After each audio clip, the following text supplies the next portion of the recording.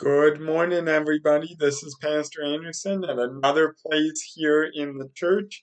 It is Sunday, January 31st. A whole month of 2021 has gone by already. And we are here with our next story in our 120 Bible Stories book. Let's see what's going on today. At the end of our story last week, we heard that there was a big famine. There was no food growing in the entire world. And so Jacob learns that there's grain for sale down in Egypt. So he sends 10 of his sons to go and buy it. But he does not send Benjamin, the youngest son, Joseph's only true brother. And Joseph is the one who is down in Egypt selling all of the grain to all of the people. And so Joseph's brothers show up and bow down before him. He recognizes them because they look the same as they did. But you see in this picture, he looks like an Egyptian. He looks very different than he did the last time they saw him.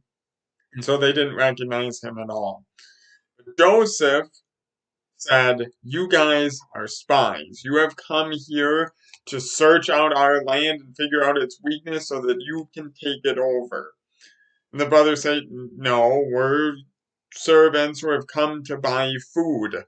We're 12 brothers. The youngest is with our father at home, and one of them is no more." Remember, they are claiming still that Joseph is dead. They're talking to him, they just don't know it. And so Joseph takes one of the brothers, Simeon, and he throws him in prison and then gives them food for their journey going back home. And he tells them, if you want food again the next time and you want to free your brother Simeon, you have to bring your youngest brother, Benjamin, down here with you.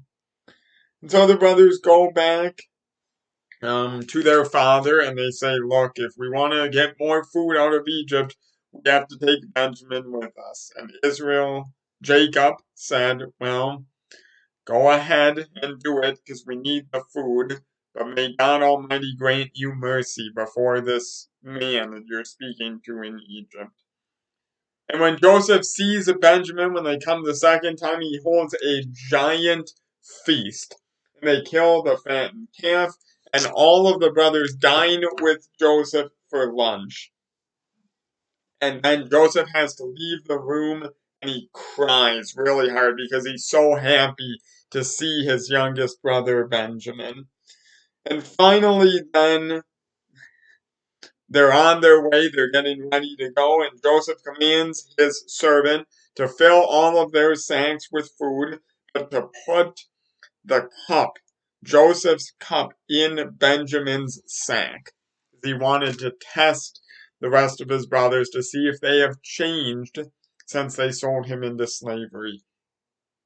And so they all leave with their sacks full of food, and Benjamin has that cup in his bag.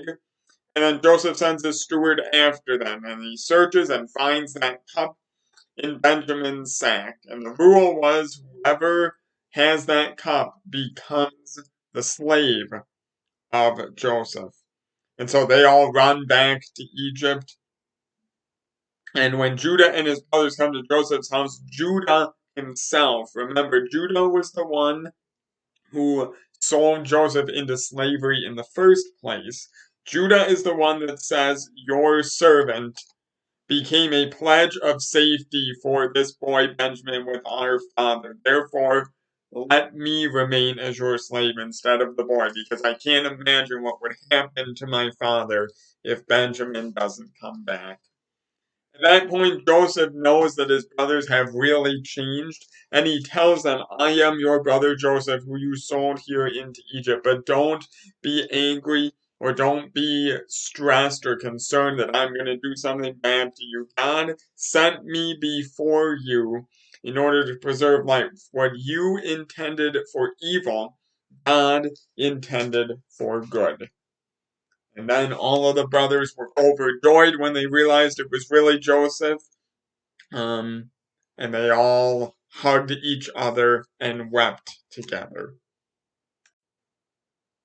That's the story of Joseph forgiving his brothers after they sold him into slavery in Egypt. Couple of questions that I want you all to think about here this morning. First of all, how does Judah stand up for Benjamin? What is Judah willing to do for Benjamin? And how does that action remind you of what Jesus does for you? Talk about that question. And then secondly, describe a time when God made something good come out of something bad that happened to you. So for Joseph, a bad thing happened. He was sold into slavery in Egypt. But God brought a lot of good out of it in that he was there to save up food for the world during this famine. So in your life, you don't have to get too specific, but describe a time when God made something good come out of something bad. And once you've done that, you all can carry on with the rest of your Sunday school lesson. God's blessings to all of you, and we'll see you online here again next week. Have a great week, everybody. Bye-bye.